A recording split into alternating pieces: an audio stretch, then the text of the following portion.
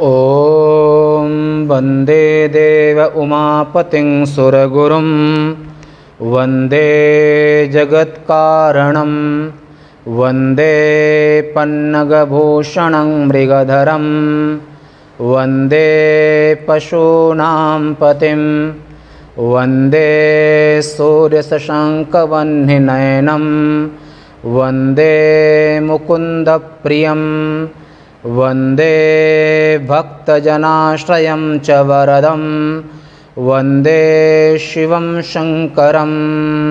श्री महाकाल भगवान की जय।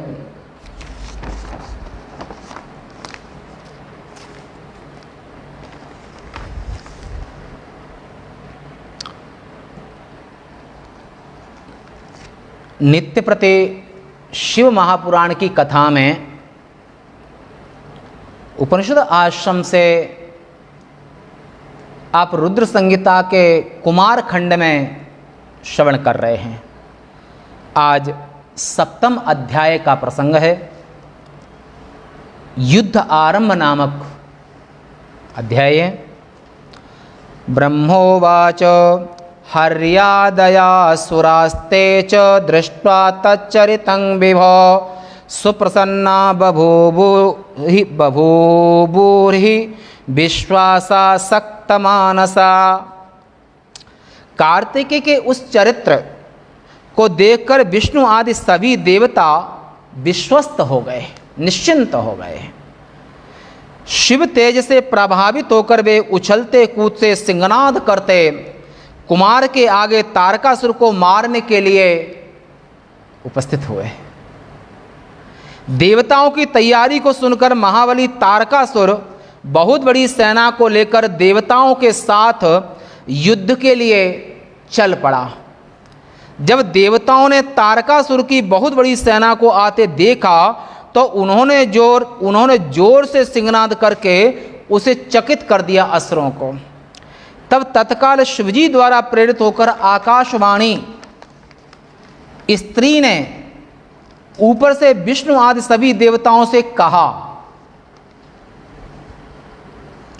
वाचं तु खेचरीं श्रुत्वा ओम कुमारं च पुरस्कृत्य सुरा यूयं समुद्यताः दैत्यान् विजित्य संग्रामे जैनोऽथ भविष्यथ। आकाशवाणी ने कहा, हे देवताओं, कुमार को आगे करके जो तुम लोग युद्ध करने के लिए तत्पर हो तो इस युद्ध में तुम्हारी विजय होगी। आकाशवाणी ने ऐसा आशीर्वाद दिया। ब्रह्मा जी ने कहा कि आकाशवाणी को सुनकर सभी देवता प्रसन्न होकर और वीरों की भांति दहाड़ते हुए उस समय निर्भय हो गए। युद्ध करने की इच्छा वाले निर्भय वे देवता कुमार को आगे करके पृथ्वी और समुद्र के संगम पर पहुंचे। पृथ्वी और समुद्र का संगम, ये क्षितिज, और ये विशेष प्रसंग आप जो वाल्मीकि रामायण के किष्किंधा कांड में पढ़ने योग्य। वाल्मीकि रामायण के किष्किंधा कांड में आप जब पढ़ें तो बड़ा आनंद, वहाँ पर जो बहुत विस्तार से कुछ दिया गया है, पढ़ने लायक है। देवताओं, जहाँ अनेक देवताओं से घिरा हुआ कार्तिकेय था, बहुत बड़ी सेना को लेकर तारकासुर भी वहाँ पर आया। कहाँ पर? समुद्र और पृथ्वी के क्षितिज सीमा। प्रलय कारक मेघ के समान शब्द करने वाले रणभूमि में नगाड़े तथा दूसरे बाजे भी बजने लगे, उत्साह को बढ़ाने वाले बाजे। उस समय तारकासुर के साथ अन्य दैत्य भी गरजने लगे, पैर पटकने आदि कर्मों से पृथ्वी को कंपित करने लगे। उस भयंकर शब्द को सुनकर सभी देवता निर्भय होकर के तारक से युद्ध करने के लिए एक साथ उठ करके खड़े हो गए। देवराज इंद्र ने देवताओं की सेना तथा लोकपालों से घिरे हुए कुमार को ऐरावत पर बैठाकर और आगे किया, सेनापति बनाया। उस समय नगाड़े, दुंदुभियां, भेरी, तूरी, बीणा, वेणु, मृदंग बजने लगे। देवराज इंद्र ने देवताओं की सेना और लोकपालों से घिरे हुए कुमार को ऐरावत पर बैठाकर आगे करके और कुमार ऐरावत इंद्र को देकर अनेक रत्नों से सुशोभित तथा विविध आश्चर्यों से युक्त सवारी पर सवार हुए। सर्वगुण संपन्न महान यशस्वी वह शिव कुमार उत्तम शोभा से युक्त, जिसके अगल बगल चमर डुलाए जा रहे थे। विविध रत्नों से सुशोभित प्रकाशमान वरुण के छत्र को सिर के ऊपर धारण किया था, जो अनंत चंद्र किरणों से आलोकित था। और युद्ध की इच्छुक महाबली इंद्र आदि देवता अपनी अपनी सेना के साथ वहां पर उपस्थित हुए। इस प्रकार देवता दैत्य बहुत बड़ी सेना के साथ में अलग अलग झुंड, जिसको आप कंपनियां, झुंड बनाकर पृथ्वी पर स्थित हो गए। यह युद्ध पृथ्वी पर ही हुआ है। देवताओं और दैत्यों की परस्पर एक दूसरे को मारने की इच्छा वाली वे सेनाएं बंदियों द्वारा स्तुति की जाती हुई शोभित हो रही थी। दोनों सेनाएं भयंकर वन जैसे युद्धस्थल में स्थित दोनों पक्ष के वीर परस्पर गरजने लगे, अट्टहास करने लगे। बेशब्द वीर पुरुषों के लिए भयावह तथा वीरों के लिए सुखद थे। इस बीच बल से उन्मत्त, क्रोध से व्याकुल देवता और दैत्य परस्पर एक दूसरे को मारने के लिए भिड़ गए, युद्ध आरंभ किया। देव दैत्यों के बीच वह घनघोर युद्ध छिड़ गया, जिससे क्षण भर भी पृथ्वी रुंड मुंडों से व्याप्त हो गई। वीरों तथा प्रशंसित सैकड़ों हजारों वीर महान शस्त्रों से अंगों के कट जाने से भूमि पर गिर गए। कठोर तलवारों के गिरने से कुछ लोगों की भुजाएं कट गईं, कुछ स्वाभिमानी वीरों की युद्ध भूमि में टांगें कट गईं। गदा तथा मुदगर से कुछ वीरों के सभी अंग छिन्न भिन्न हो गए। कुछ पाशों से बंध गए, कुछ भालों के आघात से गिरा दिए गए। कुछ वीरों की पीठ भालों, दुधारी तलवारों तथा अंकुशों से फाड़ डाली। कुछ के सिर कटकर भूमि पर गिर पड़े। बहुत से सिर कटे वीर वहाँ हाथ में शस्त्र लिए नाच रहे थे, उछल कूद कर रहे थे।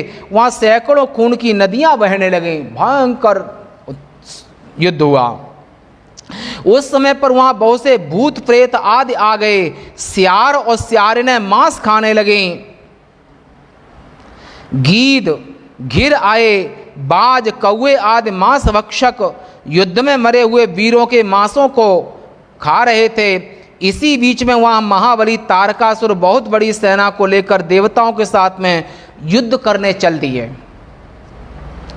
युद्ध के घमंडी तारकासुर को युद्ध करने के लिए आते हुए देखकर देवराज इंद्र आदि देवता भी उसकी ओर गए। दोनों सेनाओं के बीच वीर गरजने लगे। देव दैत्यों का विनाशक परस्पर द्वंद्व युद्ध होने लगा, जिसे देखकर वीर तो प्रसन्न हुए और डरपोक और भयभीत हो गए। जो डरपोक वीरू थे वो अंदर से भयभीत हो गए। बलवान तारकासुर इंद्र से भिड़ गया।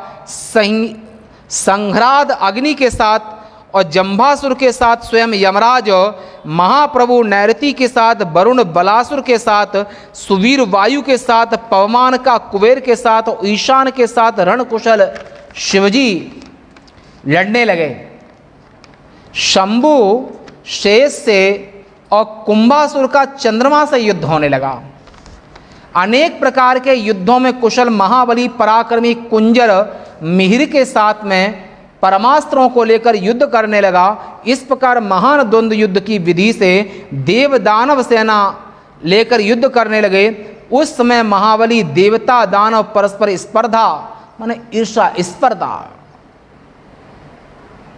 हे मुनि, उस देवासुर संग्राम में दैत्य दुर्जय हो रहे थे। परस्पर जय की कामना करने वाले देव दानवों का उस समय कोलाहलमय भीषण युद्ध हुआ, जो वीरों तथा मनस्वियों के लिए सुखद तथा वीरजनों के लिए भय को देने वाला था। कायर परे दरार। युद्ध के बाजे सुनकर के वीर पुरुषों के हृदय में तो आह्लाद होता है, और भीरू डरपोक कायरों के दिल में दरारें, हार्ट अटैक होने लगता है। अनेक सुर असुरों की रणभूमि में गिर जाने से वहां की भूमि अगम्य भयानक हो गई। मनस्वी पुरुषों के लिए यह भूमि आनंददायक हो गई थी। शिव महापुराणे द्वितीयायां रुद्र संहितायां चतुर्थे कुमारखंडे युद्ध प्रारंभ वर्णन नाम सप्तमो अध्याय।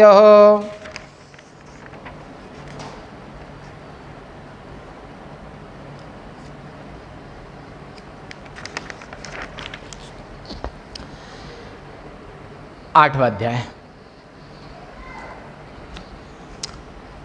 ब्रह्मा जी ने कहा, हे नारद, इस प्रकार तुमसे मैंने अपनी सेना के स्वामी दानवों के घोर युद्ध का वर्णन कर दिया। इस प्रकार के देव दानव विनाशकारी घोर युद्ध में तारकासुर ने परम शक्ति अस्त्र के प्रहार से देवराज इंद्र को मारा। वह हाथी से शीघ्र ही भूमि पर गिरकर मूर्छित हो गया। उस वज्रधारी देवेंद्र को बड़ा कष्ट हुआ। युद्ध कुशल बलवानों में श्रेष्ठ उन दैत्यों ने लोकपालों को भी पराजित कर दिया, और भी जो देवता दैत्यों से लड़ रहे थे उन्हें भी पराजित कर दिया। तब वे देवता उसके तेज को न सह सकने के कारण वहां से भागने लगे। सफल परिश्रम वाले और विजयी दैत्य सिंह की भांति गरजने लगे, कोलाहल करने लगे। और इसी बीच में क्रुद्ध होकर अपने गणों को लेकर वीरभद्र अपने को वीर समझने वाले तारक की ओर आए। शिवजी के गण हैं विशेष। शिवजी के क्रोध से उत्पन्न उनके गणों में मुख्य बलवान और देवताओं को पीछे हटाकर लड़ने के लिए उसके सामने आए। तब वे शिवजी के अनुचर और दैत्य अत्यंत प्रसन्नता के साथ एक दूसरे से भिड़कर युद्ध करने लगे। वे युद्ध कुशल त्रिशूल से एक दूसरे को घात मारने लगे। वीरभद्र ने तारकासुर को त्रिशूल मारकर घायल कर दिया। तब वह मूर्छित होकर भूमि पर गिर गया। वह तारकासुर शीघ्र ही उठा। उसने शक्ति अस्त्र से वीरभद्र को मारा। यशस्वी तथा वीर उस वीरभद्र ने तारकासुर को भयंकर तेज त्रिशिक बाण से मारा। उस दैत्य के स्वामी, उन दैत्यों के स्वामी वीरों के आदरणीय प्रबल तारकासुर ने युद्ध भूमि में वीरभद्र पर पुनः शक्ति का प्रहार किया। इस प्रकार लड़ते हुए रण विद्या कुशल वे दोनों अनेक प्रकार के शस्त्रों से एक दूसरे को मारते रहे।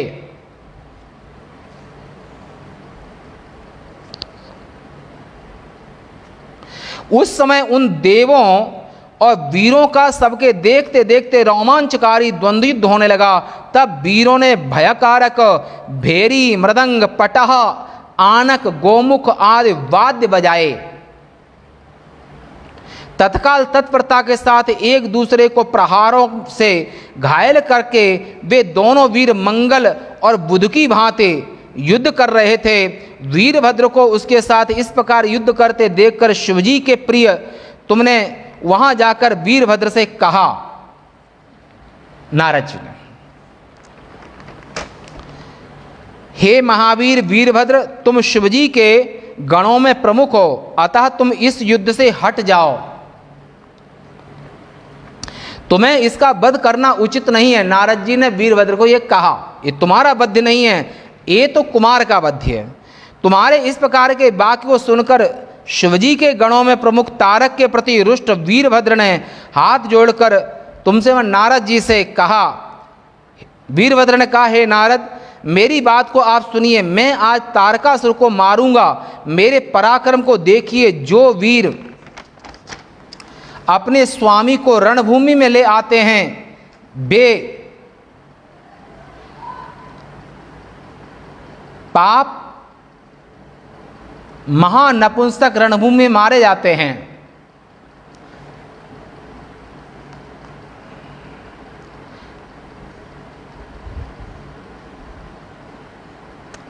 ते पापिनो महाक्लीवा विनश्यन्ते रणंगता।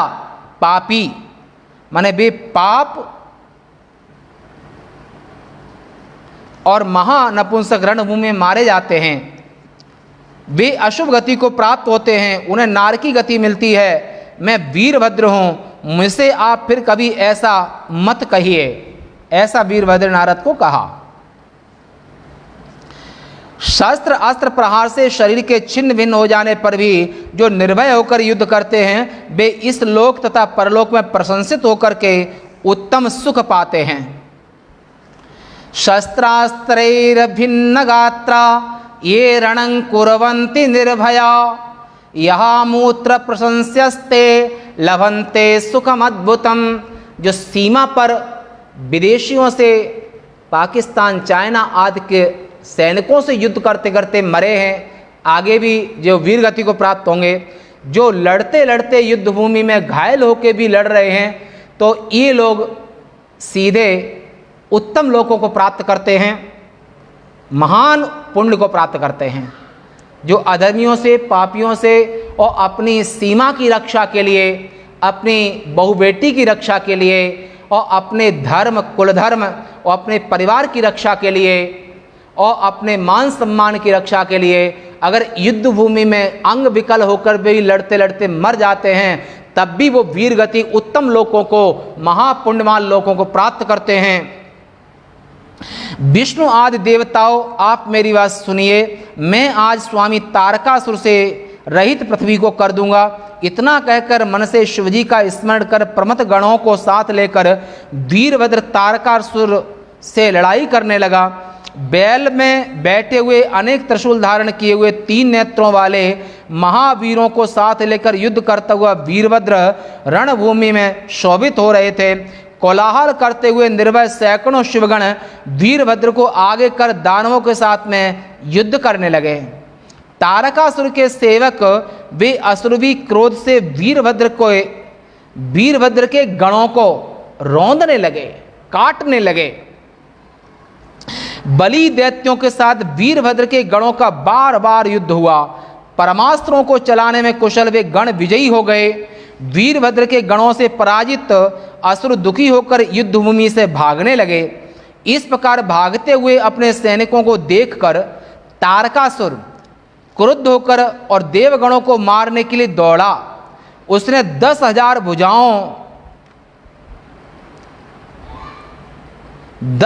भुजा धारण कर शीघ्र सिंह पर सवार होकर के रणभूमि में देवताओं तथा उनके गणों को गिरा डाला। गणों के प्रमुख वीरभद्र ने तारकासुर के उस कर्म को देखा। उस महाबली ने उसे मारने के लिए बड़ा क्रोध किया। शिवजी के चरण कमलों का ध्यान कर त्रिशिक अस्त्र को लेकर वह चला।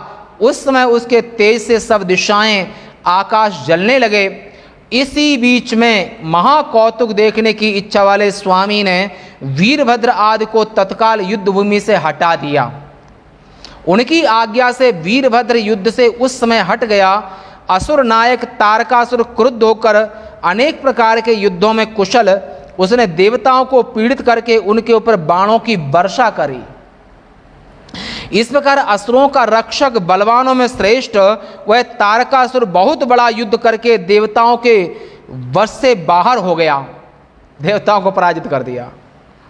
इस प्रकार भयभीत तथा असुरों द्वारा मारे जाते हुए देवताओं को देखकर विष्णु भगवान क्रोधित होकर और उनसे युद्ध करने के लिए तैयार हुए। भगवान विष्णु सुदर्शन चक्र, शारंग धनुष तथा और भी आयुधों को लेकर भगवान विष्णु तथा दैत्यों को मारने के लिए चल दिए। और सबके देखते देखते विष्णु और तारकासुर का रोमांचकारी महायुद्ध होने लगा।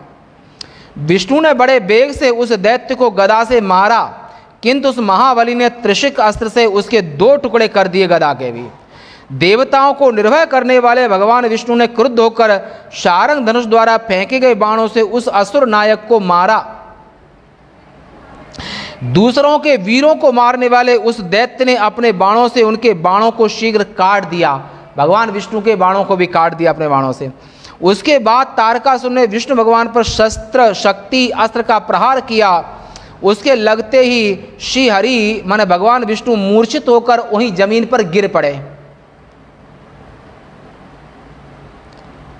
क्षणभर से सचेत होकर उन्होंने महान सिंहनाद करके अग्नि की जैसी ज्वालाओं से युक्त चक्र को लिया अपने हाथ। भगवान विष्णु ने मूर्छित हो गए थे और उससे हरि ने उस दैत्यराज को मारा और उसके प्रहार से व्याकुल होकर भूमि पर गिर गया। तारकासुर मूर्छित हो गया।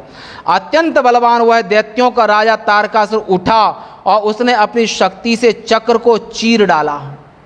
भगवान विष्णु के चक्र को भी चीर डाला वरदान के प्रभाव से। फिर उसी शक्ति से उसने विष्णु भगवान को मारा और महाविष्णु ने उस नंदक नामक खड्ग से प्रहार किया तारक पर, और इस प्रकार वे दोनों महावीर देव दानव बल और उत्साह के साथ चिरकाल तक परस्पर भारी युद्ध करते रहे। शिव महापुराणे द्वितीयांग संहितायां रुद्र संहितायां चतुर्थे कुमार खंडे देव दैत्य सामान्य युद्ध वर्णन नाम 8वां अध्याय। ओम श्री महाकाल भगवान की जय।